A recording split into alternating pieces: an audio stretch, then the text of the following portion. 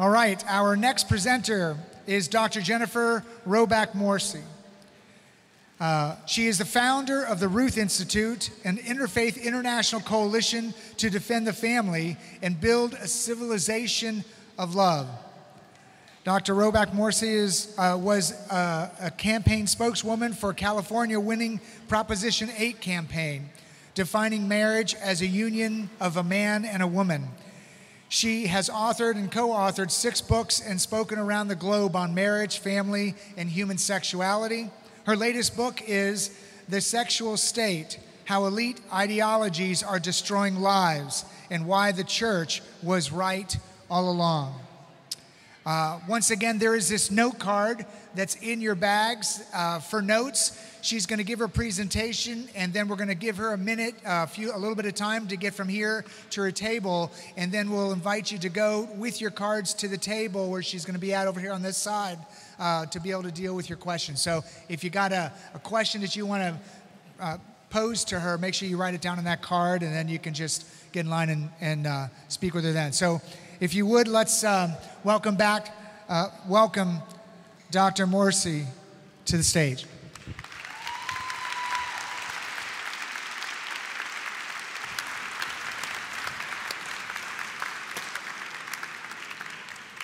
Hi, everyone. I've really been looking forward to this talk for a long time. I'm very glad to be here. The Ruth Institute is an international interfaith coalition to defend the family and build a civilization of love. And we have a weekly newsletter that we put out, and also I will give you these slides if you will give me your email address. And my colleagues are coming around with clipboards. They're green pieces of paper. And you'll see the value of these slides. I have set these slides up so that they will be useful to you, so you don't have to remember every single thing I say, okay? And before I do this, I want you to know what you're going to get from me today. My goal for you is that you are going to be confident that the church's teaching on marriage, family, and human sexuality can be defended. That's what we're here to do. You're going to be confident, and it's not going to be that everything that's in my head is going to be automatically downloaded into your brain. We can't do that. And I can't clone myself, right? That's against church teaching to clone myself. But you will be confident that the information is available, and I have set up these slides to make it easier for you to find what you're looking for. So as the clipboards come around, feel free to sign up. You will also receive this free ebook that we just produced called Protecting Your Family from the Top 5 Gay Myths. That's about a 35-page book that you'll receive for free when you sign up for the slides. So what I first want to do is tell you what's in these slides. There are tactical tips. The slides, you see how the background is bright blue there? Okay. If you want to find one of my tactical tips, those will be in green. If you're looking for references and resources, those will be in red. And if you're looking for any of the organizations that I'm going to recommend to you, advocacy organizations and things like that that your family might need, they'll be in brown. So you can easily flip through the slides and see what you're looking for. Now, and here we go, just a few examples, resources. You're going to have all this, and all these links are live, okay? So now I want everybody to stand up, including all you nice people over there. Everybody please stand up for me. Come on, stand up. Now, if you are a baptized Catholic, please sit down.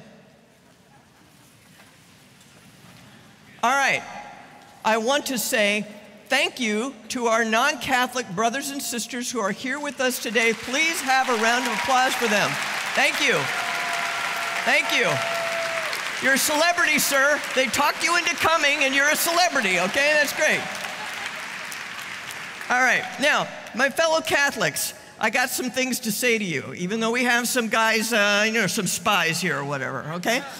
All right, the Catholic Church, as you know, is a worldwide organization of over 1 billion sinners. Am I right? Okay, all right.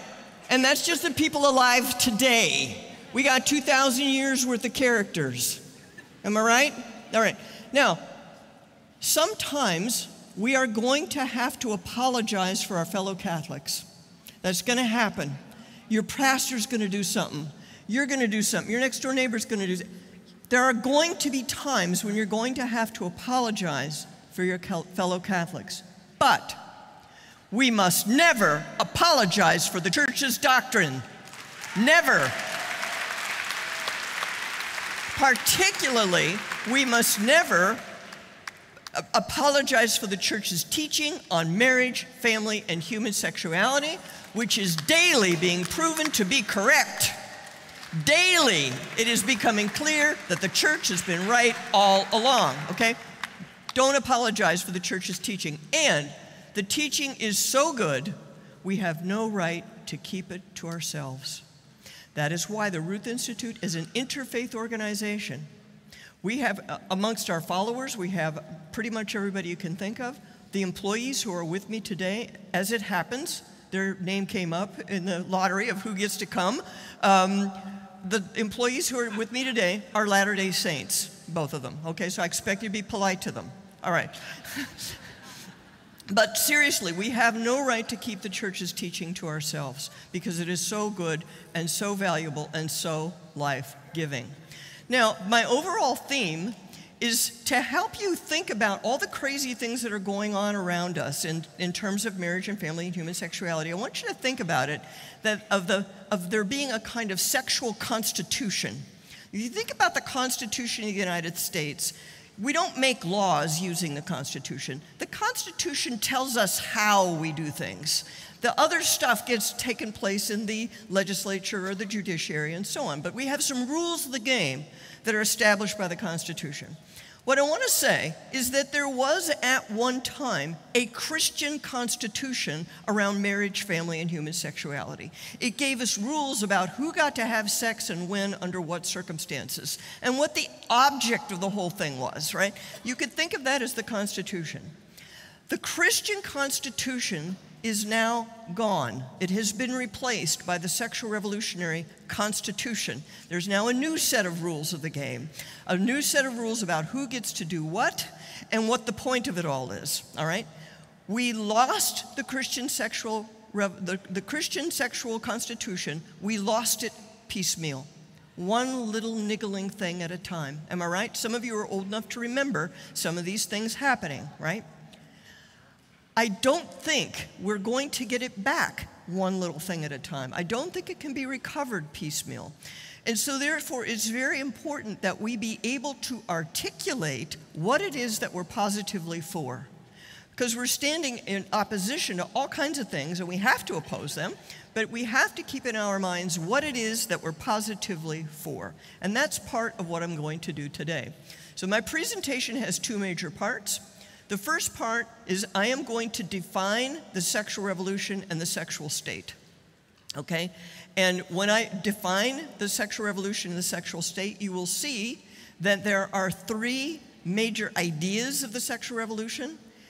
And that's a good thing because that means no matter what craziness is coming at you from left field, there are really only three big ideas you have to master and be ready to respond to, okay? So we'll help break it down. That's the first part of the talk.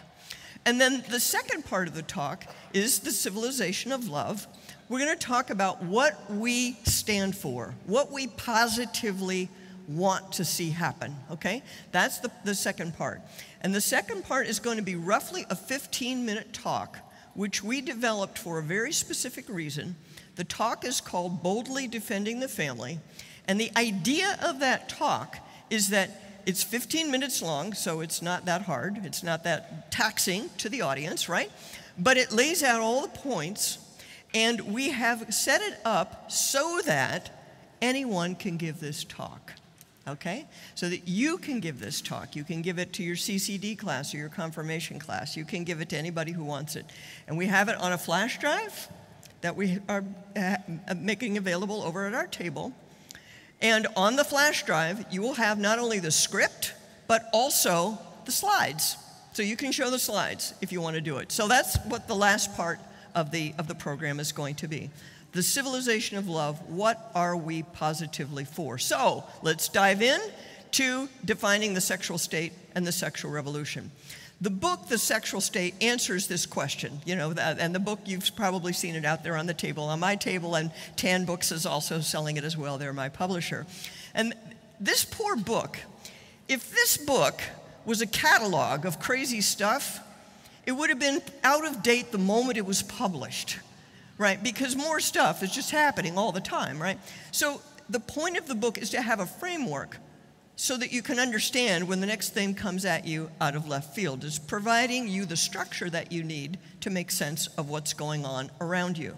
And it's basically, as I mentioned, boiled down to 3 big ideas. And these are the 3 big ideas. For some reason, my animations are not working the way they should be. I wonder what happened with that. But anyway, we'll deal with it. There are 3 big ideas of the sexual revolution. The sexual revolution holds that a good and decent society should do everything possible to separate sex from babies, okay? And I refer to that as the contraceptive ideology. This is the part that deals with contraception and abortion and all the ideology around why we want to separate sex from babies. That's the contraceptive ideology. The second big idea I call the divorce ideology, and that is that a good society should separate both sex and babies from marriage. There is no need to be married before you have sex, no need to be married before you have a baby. Sex and babies can all be separated, not only from each other, but also from marriage. I refer to that as the divorce ideology, because the underlying idea there is it's not particularly significant whether children are attached to both of their parents or not. All right, that's what's behind that. And then finally, the sexual revolution holds that a good and decent society should wipe out all differences between men and women, except those that the individuals particularly want to embrace themselves. And that I refer to as the gender ideology. Now, I'll have to spend a little extra time on the gender ideology because that's the one that has morphed the most over the last 20 years or so. But I have here again, there's the first red slide. There, if you want more information about any one of those 3 ideologies, I've got 45-minute talks on each one of them, and here's the link right there for you can get more information and additional resources that we have. And the tactical tip that I want to offer you as a suggestion is that if you will spend 30 minutes a day studying a topic, at the end of 5 years, you will be an expert on that topic. Now, some of you think, well, I'm going to be really old in 5 years. Guess what? You're going to be really old anyway. So you might as well be an expert in 5 years, okay? So as you're listening here, maybe there's some issue that particularly cries out to you that you want to inform yourself about, okay? And some of our vendors, if you think about some of the vendors that you see around here, that's what some of these people are doing, specializing in IVF, specializing in pornography, and so on and so forth. There's plenty of room in this field, people, is what I'm trying to say, okay? All right, so the contraceptive ideology. Do you like my image with Pope Paul VI there? I told you so, poor guy. Okay, I've given this talk to religiously mixed audiences many times, okay? And I always tell them this is not a theological talk. Dr. Janet Smith can give you the theology better than I can. This is about what has contraception done to society, right? Which anybody should be able to observe, whatever their theology might happen to be, right? What has contraception done to society? Well, what we've done is we've created a society where sex is normally a sterile activity with no moral or social consequence. That's what we've created, okay? And babies, you know, if you happen to have quirky lifestyle preferences, you could have a baby, you know. But basically, you can have a lifetime of child-free sex is the kind of society we're creating. And so what I want to emphasize to you is that the ideology is more significant than the technology. And sometimes you'll hear people say, oh, the pill changed everything. Well, that's only half true, right? The reason it's only half true is that some person decided to develop a pill.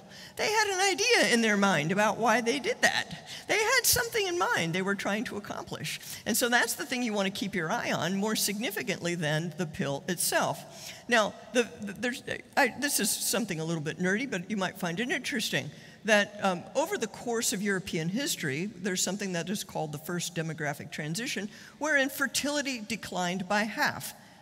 fertility declined by half. And this is something that was discovered in 1929, covering the previous 200 years. So the point is, even without the pill, people somehow figured out how to reduce their fertility. And so we ask ourselves, well, how did the jolly peasants of France ever figure out what to do to control their fertility? Well, there's several methods that you can use. Obviously, a social method is to delay the age at first marriage. That'll do it. You can have periodic abstinence. You can have extended lactation. You can have coitus interruptus. People can figure these things out. And with the exception of the last thing I mentioned, all of these things the first three things are perfectly moral. There's nothing immoral about delaying your age at first marriage. You can reduce fertility in any of these ways that have nothing chemical or artificial and be completely approved by the church, okay? So what was really finally the point of the pill? Okay, Margaret Sanger used to go around saying the point of the pill is to protect women like my mother. My mother had 12 children in close succession and it broke her health and yada, yada, yada. Okay, let's say that's true. Let's say that's what that was the real reason. Why is it then that some of her, people who favor her position say a pill that is only 85% effective is no good to anyone? Because this is what this guy said who wrote this book. That's no good to anyone, 85% effective. Well, actually, that's not true. If what you're trying to do is space your children, an 85% effective method is just fine. The real point is they wanted to have sex with somebody they weren't married to, right? That was the real point. Let's be honest here, okay? They wanted to have sex uncoupled from responsibility because we all know families who use natural family planning and still you might have an itty-bitty boo-boo at the end of what you thought was the end of your fertility years, and there's a baby, the caboose of the family. Everybody dotes on that child, right? Everybody dotes on that little youngest child. It's not a disaster. But if you're having sex with your boss, and your boss is married to someone else, and you get pregnant, your contraception fails, whatever, that's a big problem. That's a much different kind of problem than the caboose on a large, loving family. So the whole idea was to make sterile sex the norm for society. That is the contraceptive ideology for you. Let's turn now to the divorce ideology. The idea behind the divorce ideology, which no one really wants to come out and say, is that kids don't really need their parents. Okay, so you can separate sex and babies from marriage because if you switch out your sex partners periodically, no harm is done. Why? Because the kids are so resilient. How many times have you heard that? Kids are resilient. They'll be fine. They don't have any feelings if they come home and their mom's got a new boyfriend and she's in bed with the new boyfriend. No, they don't care. Kids don't care about that, right? They don't care if you divorce and remarry and now you're supposed to call this other guy dad. No, they don't care about any of that. I beg your pardon, they actually do care, okay? I mean, that actually does amount to something. And so when the Ruth Institute talks about the divorce ideology, we mean more than just divorce. We also include any adult plan that separates children from one of their parents. So the unmarried parenthood situation that's now so common in society means that there is uncertain, at best, contact between the child and generally the father. Right. Maybe they have a relationship, maybe they don't. But we do know that when a woman has her first child out of wedlock, the odds are very high that her second child will also be out of wedlock and with a different guy. So keeping relationships between the children and their own parents becomes extremely complicated and very unlikely to happen in any systematic sort of way. And certainly the divorce ideology includes, and we would rule out, third-party reproduction and IVF, what we call third-party reproduction, the purchase of sperms and eggs, where the plan from the beginning is that this child will not know one of their parents, okay? So now, on this chart, we're showing some of the risk factors that children of divorce experience, okay? And this is in a pamphlet that we also have over at our table. You can see all these different things. Now, when I put up something like this, I want everyone to understand that I'm not saying every child of divorce experiences every one of these problems of getting sick and falling behind in school and dying at a younger age and having sleep problems and so on and so forth. We're not saying every child has every one of these things. We're saying it's a risk factor, okay? And most people want to mitigate risks for their kids because you don't want anything bad to happen to your kids, right? This is a paper produced by Dr. Pat Fagan, which catalogs the studies, the known scientific studies on the impact of divorce on children. And this is a 40-page paper with 330 footnotes, okay? So pretty much everything you can think of is more difficult for the child of divorce, not only as when they're little, but as they grow older and try to establish families of their own. Everything becomes more difficult. And a lot of times people will focus on this list of this catalog of problems, and people will say, well, I survived, it wasn't so bad, or I know someone who survived, it wasn't so bad. But what I like to do, instead of focusing on the catalog, which is kind of a staggering catalog when you think of it, I want to talk about the underlying reason from the child's perspective. What is it that's going on from the child's perspective, okay? When mom and dad, what are we told? When mom and dad are going to get divorced, they're supposed to say to Junior, Mommy and Daddy don't love each other anymore. We still love you, but we're going to get divorced. And we still love you, and you'll still get to see both of us, but we're going to get divorced. So now you got a 5-year-old, 6-year-old, something like that. They can't articulate what's going on, right? But somewhere in their heart, they know mom's half of who I am, dad's half of who I am. They say they love me, but they don't love the other half of who I am. How does this even work? It doesn't work. We're asking the child to process something that isn't really true, okay? And then, for most children, many, many children of divorce, their life then becomes, they move from one house to the next, weekend after weekend, okay? And that's hard enough by itself. There's a lot of complicated logistics with that. But now let's say, in pointed contradiction to church teaching, one of those people attempts a second marriage. They get married, they repartner, and they have children with another person, okay? This is what Jesus told us not to do, right? He didn't say you can't move out. He said don't try to get married again. That's adultery. Just keep that in mind. All of you are good enough Catholics to know that, right? So now mom gets remarried, dad gets remarried, and so now Junior's going from house to house, and what does Junior see? Junior sees Mommy and Dad, this half-sister over here has both parents doting over her.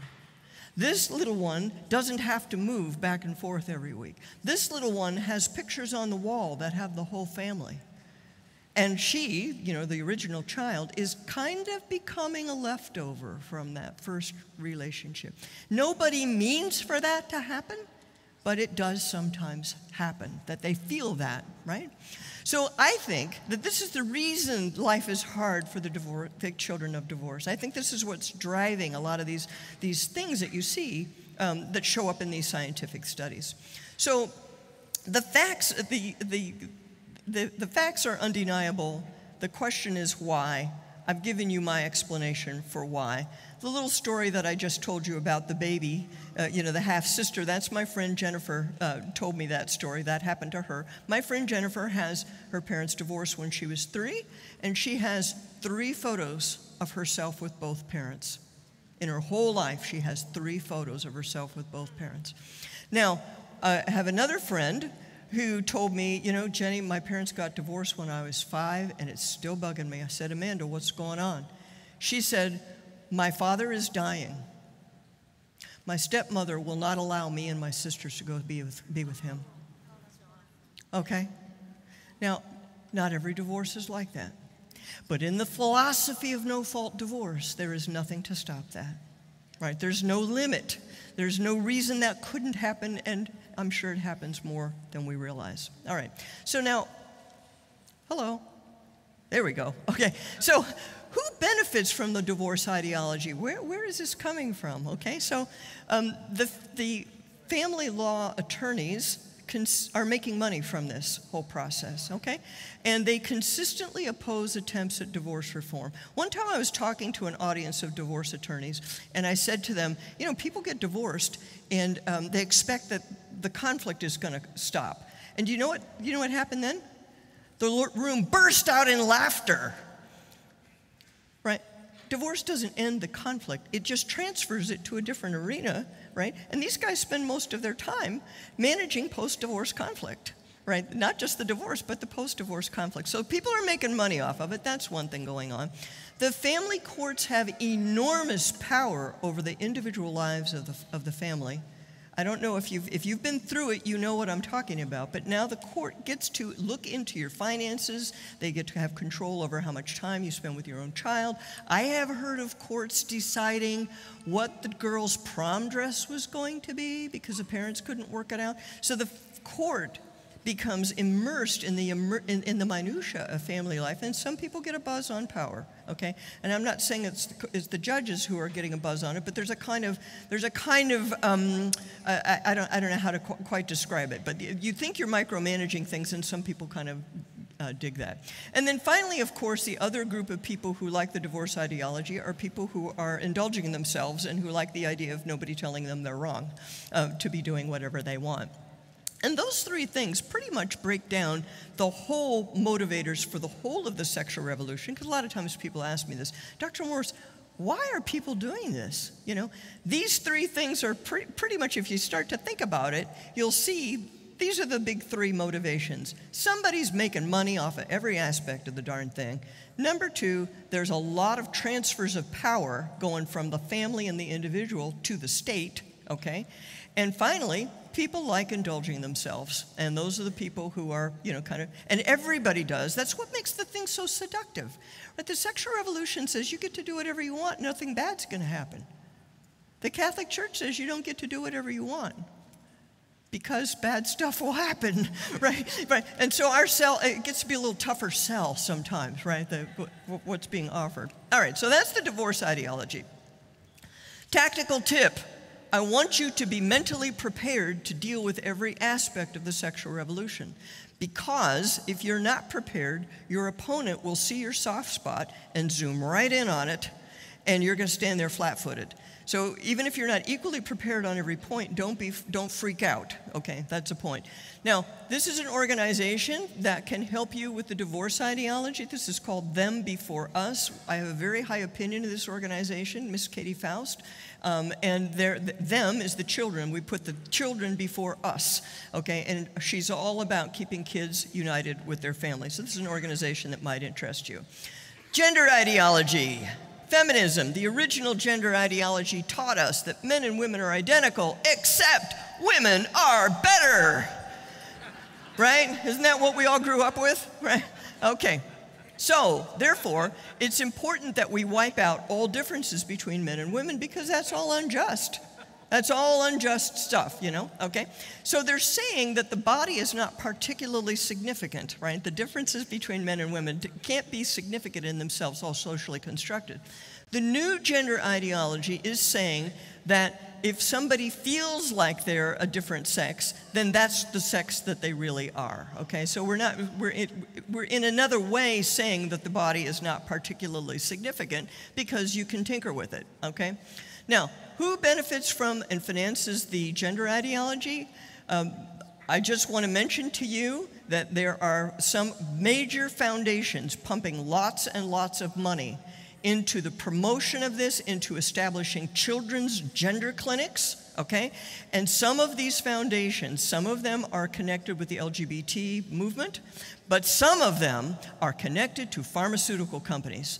Why is that significant? If you're going to try to live a lifetime as the opposite sex that you are, you're going to be a lifetime customer for their stuff, okay? And in the United States, in the United States and the UK, there are many radical lesbian feminists who are furious with transgenderism. There's a huge rift between the L's and the T's in the LGBT coalition. And the women who feel that way are women who believe that the body is something substantial. Okay, and that's the ticket and what we have to keep in mind as Catholics. Now, what does the word transgender even mean? I would really encourage you to be careful about your language.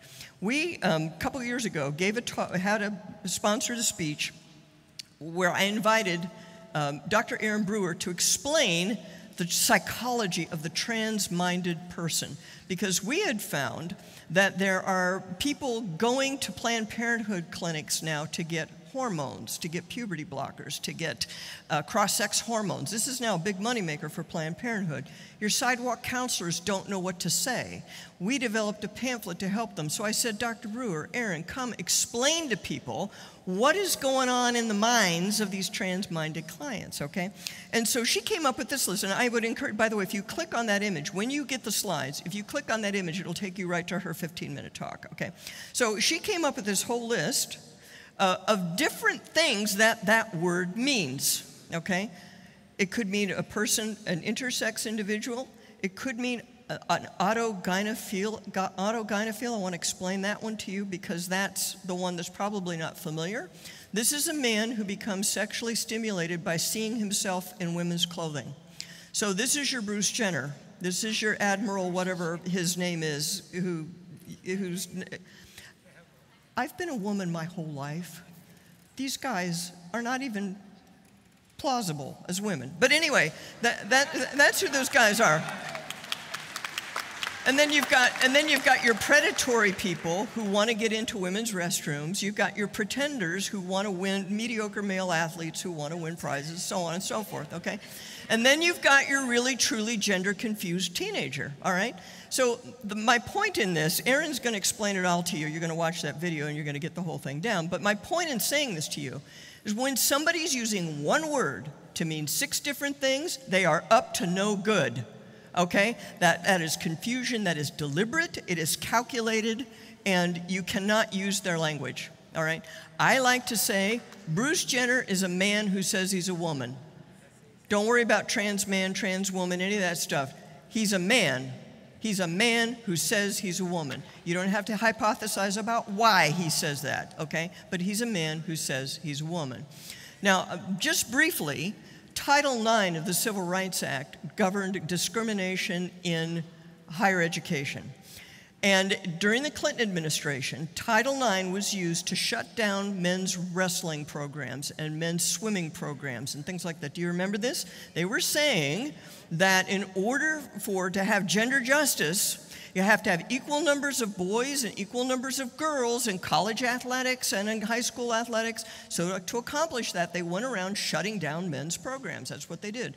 It's all about women in athletics, okay? Well, now the new gender ideology is going to completely wipe out women's athletics. This is an image of a referee who has to say this kid won. Look at the look on this referee's face. He's totally disgusted that this boy beat up a bunch of girls, and he has to say that he's the winner. So the point is, and it's the very same law, Title IX, is being used for this purpose. So the point is that the issue is never the issue. The issue is not women's sports. The issue is the revolution, and that's what we want to get to together by the end here. I've got several activist organizations for you. I'm not going to talk about them, don't have time, but when you get the slides, you'll find them, okay? Why did the revolution pivot to transgenderism so quickly after gay marriage? What was that about? Because the issue was never really about gay marriage in the first place. The issue was always the revolution. Transgenderism furthers the goal of destabilizing the sex of the body. And that is really what it was all about all along. That's what it was about. For the true revolutionary, the issue is never the issue. The issue is always the revolution, and the revolution is always about power.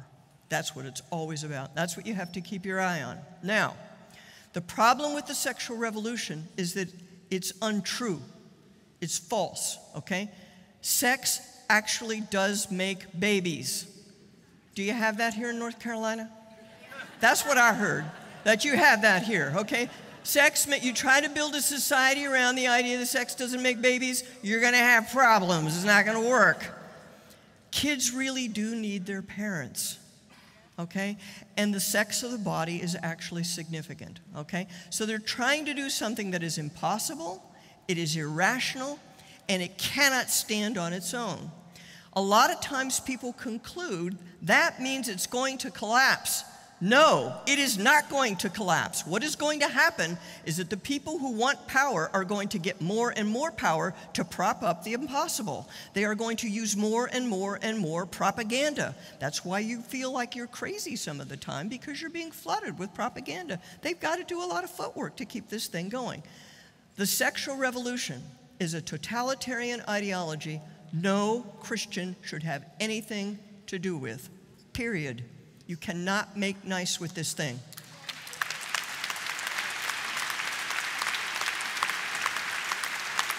This slide is the key to the whole thing, really, right there. To see that it's irrational, it explains all the other things that come.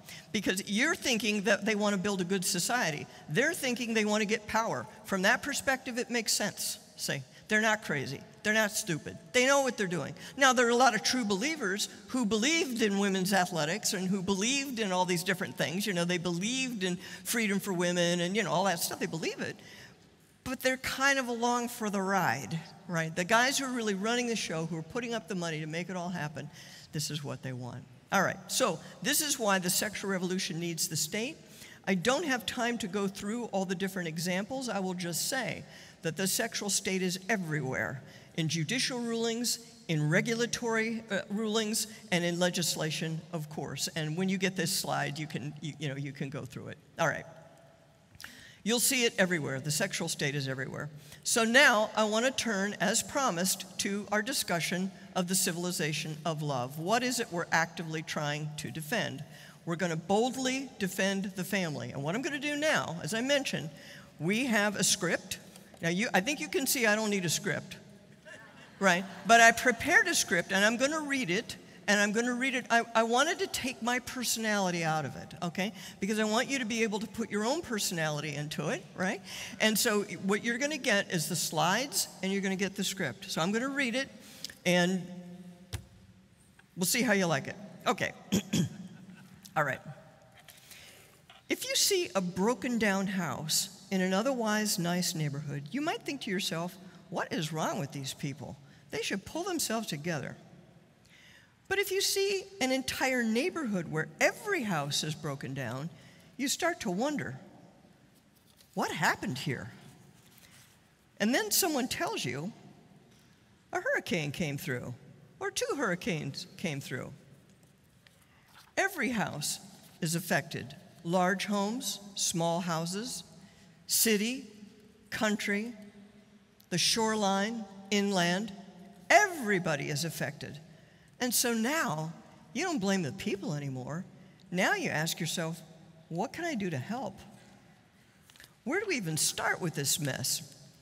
Now, this poor guy was prepared, at least partially. He's got a power generator, electrical power generator. That's what that yellow thing is there in the foreground. He's got a gas can. He's got a pickup truck. But he can't move the truck without a chainsaw to move the tree. And until he can move the truck, he can't get enough gas to run his generator. He's going to need some people to help him. And it occurs to you, we're probably not going to be able to solve all of this on our own. We're going to need outside help. And I can tell you, in Lake Charles, Louisiana, after Hurricane Laura, over 23,000 utility trucks and linemen came from all over the United States to help us. And likewise, Hurricane Ian in Florida. And I know you all are no strangers to hurricanes here in North Carolina. Well, something like this has been happening to the family. We've been living through a cultural and social hurricane for decades. Back in the day, when divorce was around 6%, and even poor people got married and stayed married, you might think badly of somebody who got divorced or had kids out of wedlock. Today, divorce disrupts the lives of 1 million new children every year. Today, over 40% of U.S. births are to unmarried women, and over half of births to millennial moms are to unmarried women. And so now we ask ourselves, what happened here? Evidently, something big happened that affects everybody. Well, we've been living through a cultural hurricane called the sexual revolution since roughly 1965. The hurricane says everyone can have as much sex as they want and nothing bad will happen. The revolution says kids are resilient. They don't need their parents that much. Parents can change their sex partners and living arrangements as much as they want. Nothing bad will happen. The hurricane says differences between men and women are not significant. We can change our sex roles or even the sex of our bodies any way we want, and nothing bad will happen. But many bad things have happened. How might we make things better? Traditional Christian sexual ethics teaches something very different from the sexual revolution. We believe that every human being who's ever been conceived comes into existence because God wants him or her to exist. God could have created each and every new human being with a special act of creation requiring no human participation at all. But in fact, in the world in which we actually live, new human beings come into existence as a result of interactions between a man and a woman. God wants our participation in his loving creation. He built this into our bodies. So let's just focus on one issue. What is owed to children? The Ruth Institute believes that every person has a right to know his or her cultural heritage and genetic identity. Every child has a right to a relationship with his or her natural mother and father, except for an unavoidable tragedy. We sometimes hear people express concerns about children and their unequal access to schooling, or housing, or health care. I have a different concern. Do kids have access to their own parents? Do kids even get to know who their parents are? So let's say, as good and decent people, we'd want to make sure that as many kids as possible get to live with their own mom and dad for their whole childhood. How would we go about doing that? Well, for the child to be in relationship with both parents, we'd want the parents first to be in relationship with each other. We'd want them to have a plan for cooperating with each other and raising the child. We want the parents to get along reasonably well. We'd want them to live together so that the child doesn't have to change houses every weekend. We'd want that plan to be a lifelong plan, not just for 18 years or 10 years. After all, the relationship between parent and child is important even after the children have grown up and left home.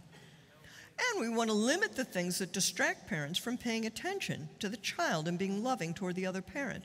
Of course, some distractions are inevitable. People get sick and have bad days. But we want the adults to avoid the avoidable problems, passionate or sexual relationships with somebody who's not invested in the child. So how could we arrange for this kind of long-term cooperation between parents so that the child can have access to both of them without too much trouble? Let's spell it out in terms of the traditional prohibitions so often associated with Christianity, the thou shalt nots. No sex before marriage, no sex outside of marriage, no divorce without serious cause, no attempts at subsequent marriage while the spouse is still living, and absolutely no anonymous donation of sperm or eggs. In that situation, the child never gets to know one of the parents. And finally, no petty criticism of your spouse.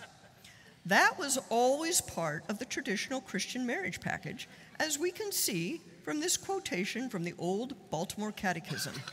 This was used in the United States for generations to provide reliable information about traditional Catholic teaching. The question is, what are the chief effects of the sacrament of matrimony?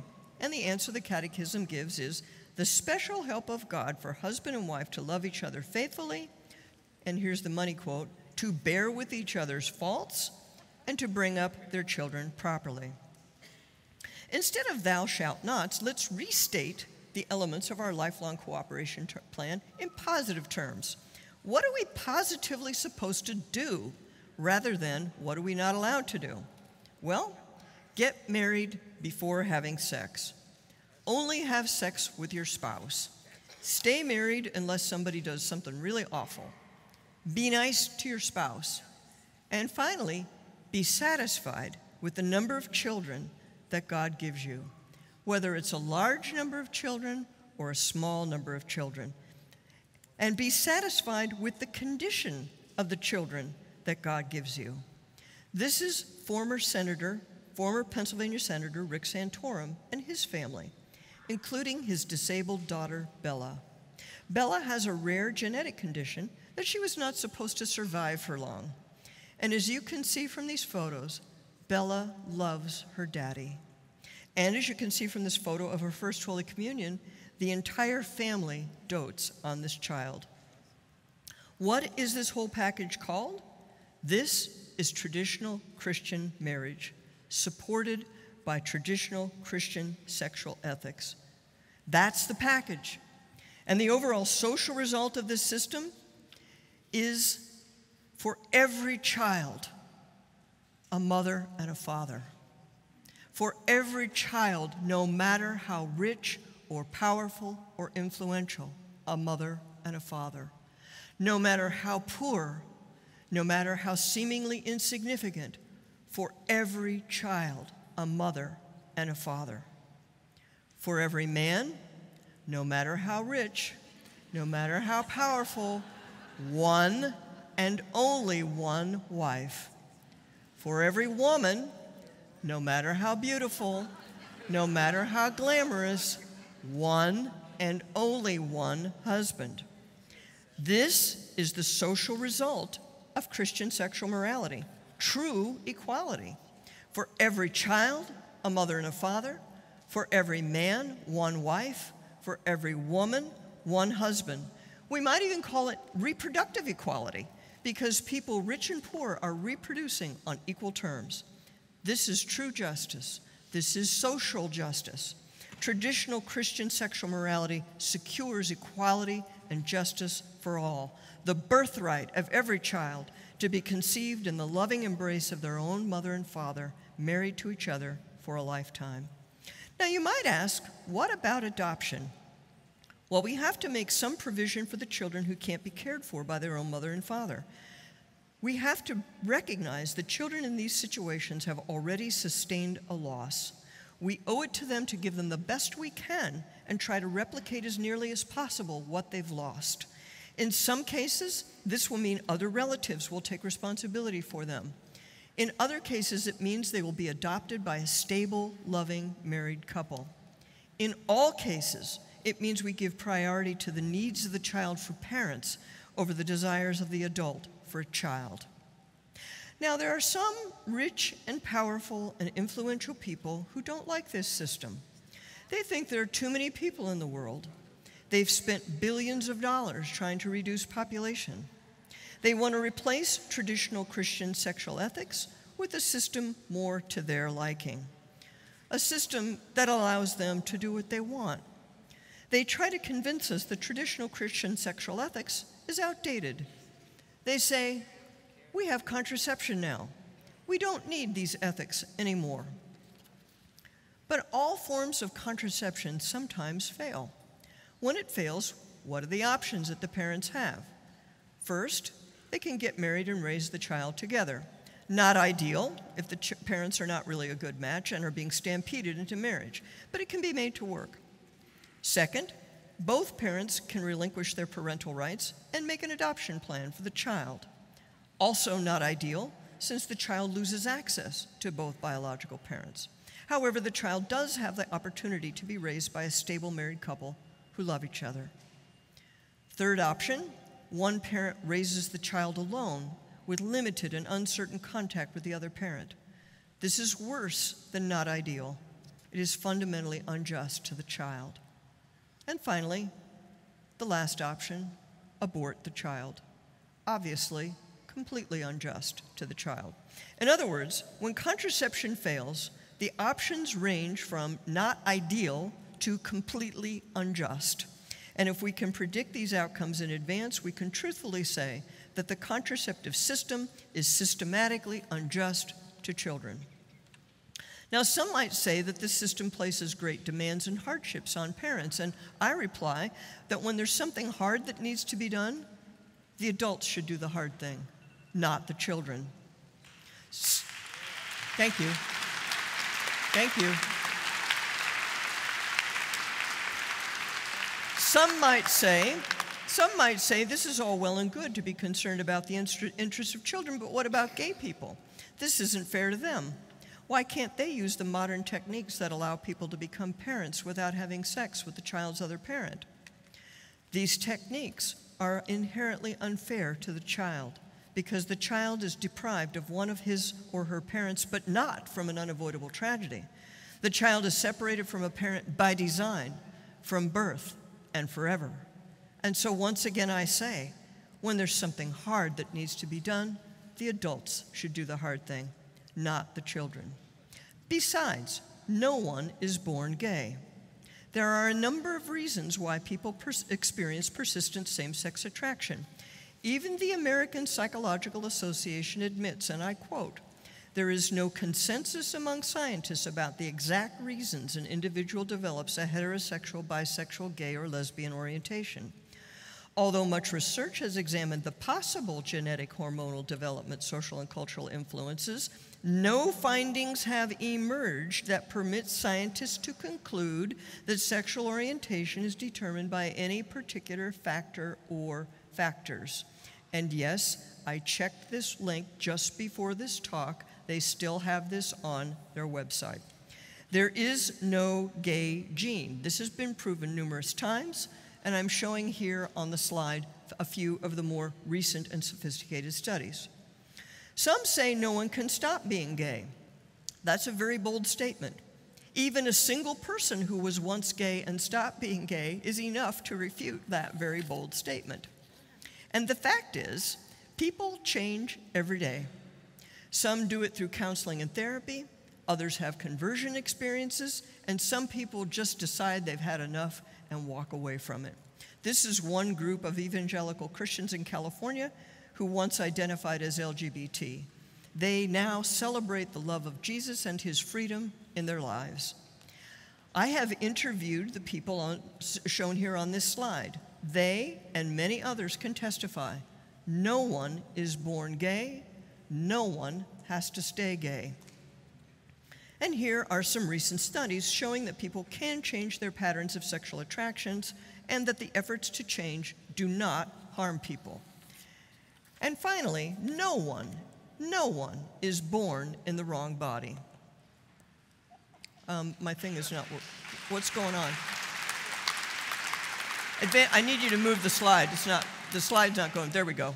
A person can change their appearance and behavior, but no one can change the sex of the body. Mr. Waldheyer lived as a woman for many years. He detransitioned and is now married to a woman. He and his wife give counsel and support to others who are struggling with their gender identity.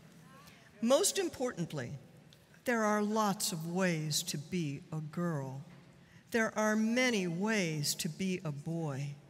If you feel awkward or out of place in the so-called typical sex roles, that doesn't mean you were born in the wrong body. That idea is ridiculous and unscientific. At the beginning of this talk, I mentioned that we in Louisiana could not recover from Hurricane Laura by ourselves. We needed the help of many people from across the country to restore the power, bring us fresh water, and give us a place to stay. Likewise, we can't recover from the hurricane of the sexual revolution without help. We need divine help. We need prayer, of course, but we also need the help of the communion of the saints, someone from outside the current social structure. We need to ask our heroes who have gone before us in the faith to intercede for us. Just as we ask our living friends and family members to pray for us, we can ask our deceased friends and family members to pray for us. They are our secret weapon. At the heart of the universe is a deep and abiding love. God loves every person who has ever been conceived. God wants our participation in his loving creation. This is the heart of traditional Christian sexual morality. And I am not ashamed to say that this is what I believe. Thank you very much.